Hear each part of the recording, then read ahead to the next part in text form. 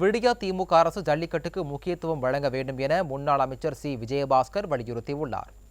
திருச்சி பெரிய சூரியூரில் நடைபெற்ற ஜல்லிக்கட்டு போட்டி விழாவில் கலந்து கொண்ட பின் செய்தியாளர்களை சந்தித்த அவர் இதனை தெரிவித்தார். அரசு இந்த ஜல்லிக்கட்டுக்கு இன்னும் அதிகமான முக்கியத்துவம் கொடுத்து ஜல்லிக்கட்டுக்கு துணை நிற்க வேண்டும். ரொம்ப ஜல்லிக்கட்டு விழா நடத்துவது என்பது ஒரு 20 கல்யாணத்தை ஒரே நேரத்தில் நடத்துகிற மாதிரி அவ்வளோ பெரிய கஷ்டமான விஷயம். மாடுகளை அந்த உரிய டோக்கன் படி, நான் ஏற்கனவே சொல்கிறேன், ஆன்லைன் டோக்கன் முற்றிலும் கூடாது என்று தொடர்ந்து குரல் கொடுத்துட்டு இருக்கிறேன். அது பாயிண்ட் நம்பர் 1. அதே போல் மாடை டோக்கன் படி அடைக்கிறப்ப தான் அந்த ஜல்லிக்கட்டு சிறப்பாக இருக்கும். திண்டுக்கல் மாவட்டம் சிறுமலை மலைப்பகுதியில் மாட்டுப் பொங்கலை முன்னிட்டு விவசாயிகளின் உரத்தொழிலான குதிரைகளுக்கு பொங்கல் வைத்து மலை கிராம மக்கள் வழிபட்டனர்.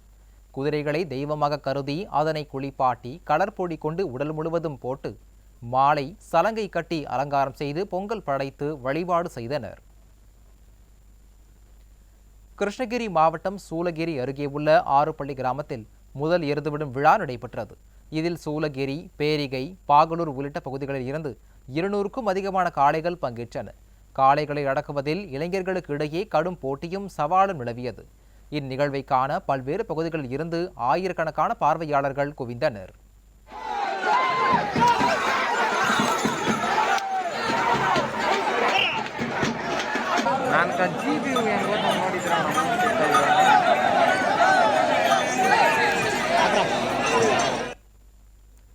வேலூர் பணமடங்கிய கிராமத்தில் எருதுவிடும் பந்தய திருவிழா நடைபெற்றது. ராணிப்பேட்டை, திருப்பத்தூர், கிருஷ்ணகிரி, திருவண்ணாமலை, ஆந்திரா உள்ளிட்ட பகுதிகளில் இருந்து 100க்கும் மேற்பட்ட காளைகள் கலந்து கொண்டு வாடிவாசல் வழியாக சீறி பாய்ந்து ஓடின. ஆயிரக்கணக்கான இளைஞர்கள், பொதுமக்கள் எருதுவிடும் திருவிழாவை காண குவிந்திருந்தனர். வேலூர் மாவட்டத்தில் எருது விடுவதற்கு அனுமதி அளிக்காத நிலையில் எருதுவிடும் திருவிழா நடந்துள்ளது.